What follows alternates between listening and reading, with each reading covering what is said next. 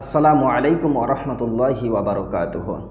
নবীজি সাল্লাল্লাহু আলাইহি ওয়াসাল্লাম মহিলাদেরকে চারটি কাজ করতে বলেছেন, চারটি আমল করতে বলেছেন।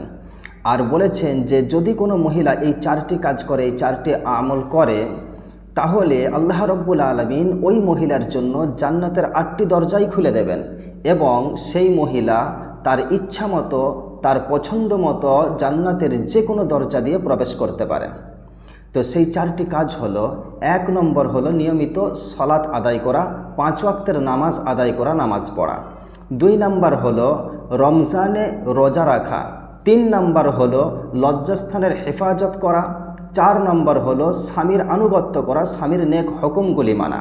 তো নবীজি বলেছেন যে এই 4 কাজ যদি কোনো মহিলা করে, তাহলে আল্লাহ রব্বুল আলামিন ওই মহিলা মারা যাওয়ার পর আল্লাহ রব্বুল আলামিন ওই মহিলার জন্য জান্নাতের 8টি দরজাই খুলে দেবেন এবং সেই মহিলা তার ইচ্ছা মতো, তার পছন্দ মতো যে কোনো একটা দরজা দিয়ে জান্নাতে সে প্রবেশ করবে। সুবহানাল্লাহ।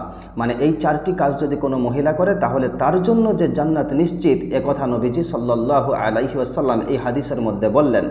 তো আমি সমস্ত মহিলাদেরকে বলবো, যারা আমার এই ভিডিওটা দেখছেন, এই 4টি কাজ করুন আর জান্নাত কামিয়ে নিন। কারণ নবীজি সাল্লাল্লাহু আলাইহি ওয়াসাল্লাম যে কথা বলেছেন সেটা কোনোদিনই মিথ্যা হতে পারেনি।